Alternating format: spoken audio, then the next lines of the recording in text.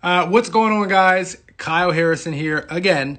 Every Tuesday this month, it is Celebrating Diversity Month here with USL, and I'm excited for another interview. Today, we have Gabby Kiewe, who has done something that is crazy, super interesting. Really excited to hear from her and get some perspective on how she came up with the product, what her passion is, where she plans on taking it, and really just hear more about her background and where she's going to go with the product. So again, if we have anybody new here, my name's Kyle Harrison. I'm from Baltimore, Maryland. Been playing lacrosse since I was 3. Went to Hopkins. Shout out to Coach Petro. Love you. And I've been playing professionally and for the national team ever since. And right now I am on the Redwoods Lacrosse Club. Roll Wood. So hope everybody's safe. Hope everybody is healthy.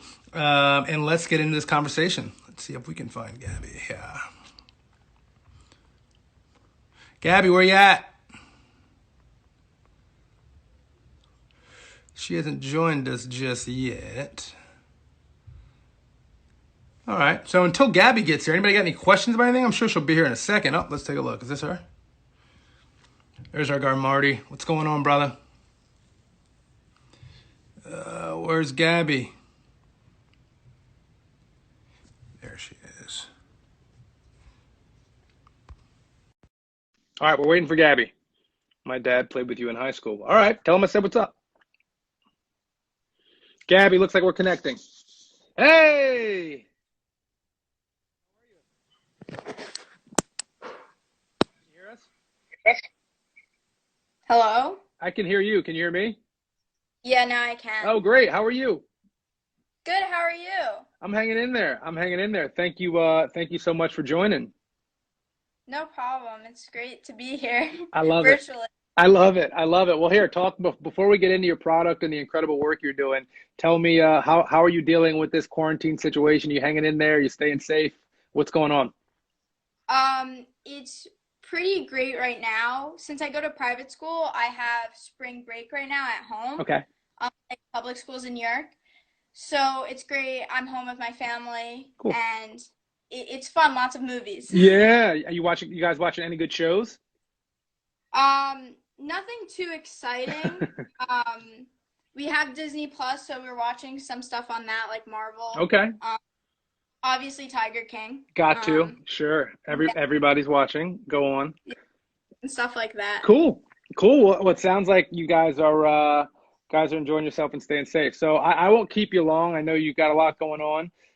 But look, for starters, on behalf of the entire lacrosse community, thank you for your effort here in creating Project Loud Lax. I mean, honestly, I didn't know a ton about it.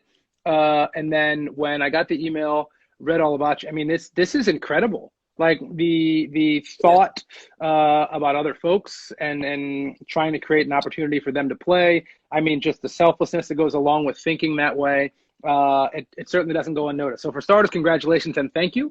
But give us some insight on the product, how it came to be, and what the process was. So I'll explain what it is first. Yeah, please. So I modified lacrosse equipment to help those who are visually impaired. Basically, I modified a ball and a net. So it's a hollowed out ball that beeps and the net beeps too, but they're different, so you could tell the difference. Okay. And then there's a radio in the ball and a radio on the net. Okay. The ball communicates with the net, and the strength of the signal that it sends tells the net how far away the ball is. Okay. So through that, it can tell, based on a number that I set it to, when the ball is scored. So it changes sound to alert the players when they score as well. That's all. It's incredible. I mean, so as you're why? Like, what made you think of this? Can you give any background or insight to that? Like, that's incredible. Okay. Like, that's absolutely incredible. Yeah. I volunteered a lot with people with disabilities in the lacrosse world on Long Island. There's an amazing program called Nice Lacrosse run by Mike Nelson, and he was my first goalie coach. So I always knew that this was a program, and it's a program in which high school students help children with disabilities learn lacrosse. So when I got into 8th grade, I just started doing that program, and I really thought my engineering knowledge could really help modify equipment, and through that research and deep diving into it, I found sports like beep baseball and goalball, which are other sports for blind individuals. Okay. So I thought that gave me a clear vision on how to modify lacrosse equipment. Jeez, that's pretty wild. So you just said something that I'm interested in. You said your background in engineering. Can you elaborate a little bit more on that? So I go to an amazing school called Schechter School of Long Island. Okay. In 9th and 10th grade, there's an engineering program that you can take, and it's semi-selective, and it gives you great knowledge on like soldering and coding and circuitry. Okay.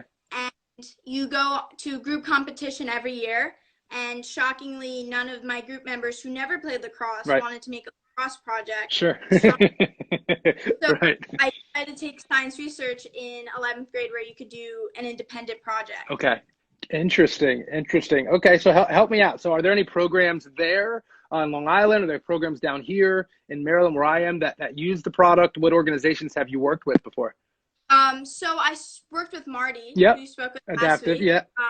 Lacrosse was really instrumental in orchestrating that, because the hardest part of my project was finding a place to test it. Okay, understood. So I reached out to a lot of organizations and companies and schools who work with blind individuals or just with lacrosse, and no one got back to me besides US Lacrosse. Interesting, okay. So Ebony put me in contact with Marty, and he was already doing stuff and hosted a couple clinics and was doing technology relating to blind individuals and helping them. So he helped create a clinic when I can go in February at the Maryland School for the Blind. And there I tested my equipment. Man, that's I love it. So I spend a ton of time trying to learn more about diversity, what that even means within the sport of lacrosse, obviously within the world as well. But I spend a lot of my time thinking through it in the sport of lacrosse. So this is super interesting to me. I guess my next question for you would be, what does diversity look like to you? What does that mean? Well, lacrosse is a very unique sport because of the amazing community that it has. Sure. Like, if I'm upset and I just go to lacrosse and I have fun with my teammates, and I could put on a smile instantly.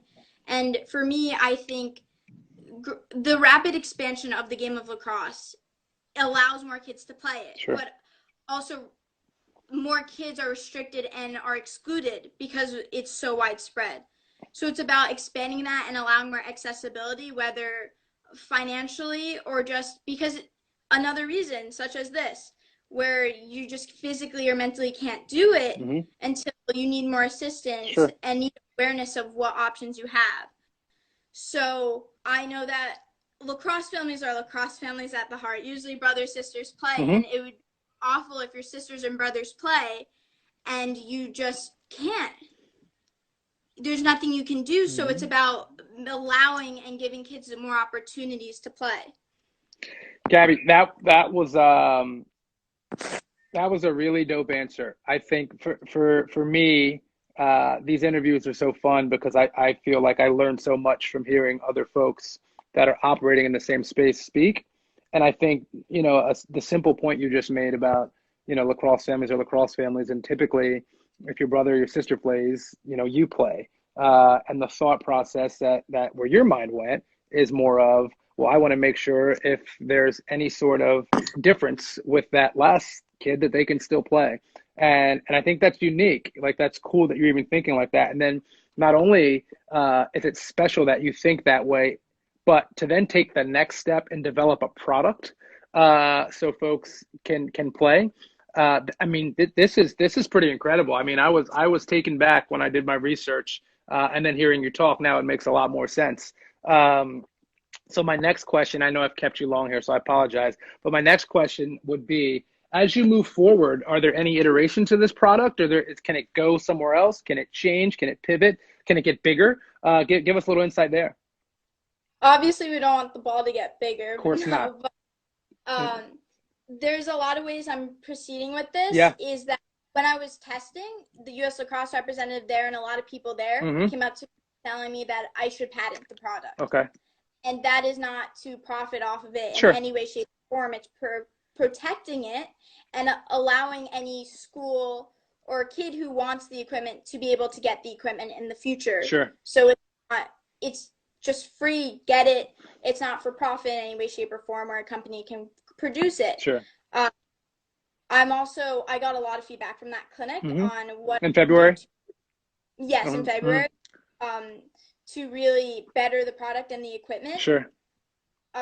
Such as it needed to be a lot louder. That was shocking because when I was in my quiet school working on my equipment, my schoolmates and teacher were like, "Why is it's so loud?" Right. They make the beeping constantly. Yeah. But you get to a noisy gymnasium and then it's just muffled. And it's not that loud. Okay. Interesting. Yeah. So that's an issue. And that's a feedback we got a lot from the kids.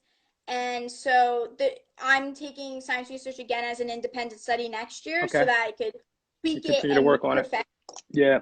Yeah, because I'm already supposed to have gone to competition technically, but obviously due to the outbreak, it was canceled. I'm not really sure the rest of it. Sure.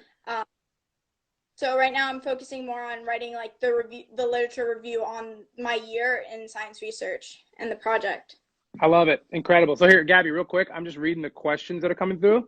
So we had some late joiners here. Can we rewind back to the beginning and can you tell us again exactly what the product is?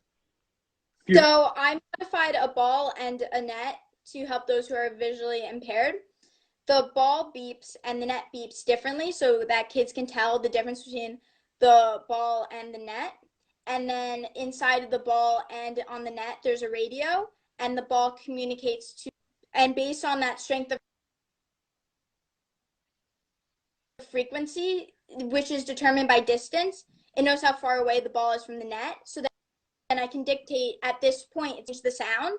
And so I dictate that at goal line extended when they score to tell them when they score. That's wild. That's wild. What? I mean, I think they got it now. Yeah, we're getting thumbs up. We're getting thumbs up and high fives. Cool. There it is. There's the explanation. So Gabby, help me out. Where, if folks want to follow you, if they want to help out, if they want to see your product live, where, I mean, obviously given the context, the current climate of the world and quarantine, I get that right now we're probably not doing anything. But where can they learn more? As I am in high school, I don't really have like a website or anything you could really check it out. I have an Instagram, but it's like my personal Instagram, as a typical girl has. I have videos, so if a lot of people just want to get videos, I'll try to get that out there, but I don't really have a place for people to watch the videos yet. Yeah, no, I get that, right? And I please keep your high school page private. By all means, don't open that thing up. But no, I think, look, what you're doing is incredible.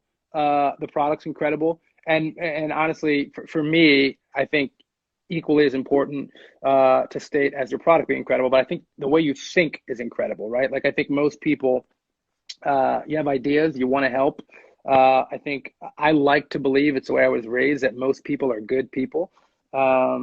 And so I'd like to think we all have good ideas. Sometimes we just don't follow through on them. But the fact that you thought of this idea and then went through with it and actually created a product to make this game more inclusive for everyone, like, it's incredible. I thanked you at the beginning of this. I want to thank you again, just because I think ultimately it's going to be you and your generation and people that think like you that get this game to the next level and make it the most inclusive and welcoming game it could possibly be for everybody, which is ultimately, that's what we're all working for, right? In some way, shape, or form. So from everybody in lacrosse, thank you so very much, Gabby, for your incredible work. Continue to stay safe.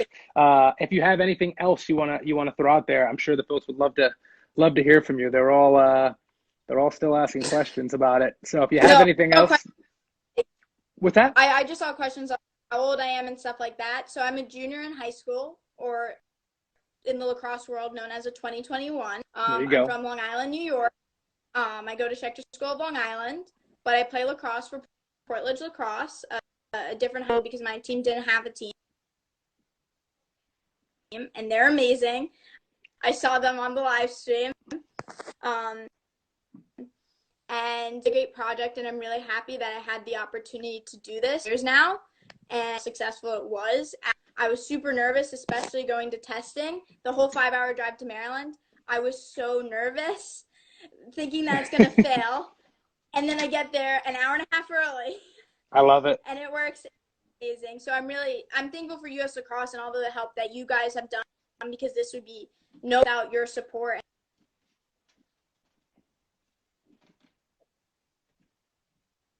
Uh-oh. Uh-oh, we lost you for a second. Can you hear me? Uh-oh. Can you hear? You can't hear. Can you hear me? No, nothing. All right. Well, thank you. All right.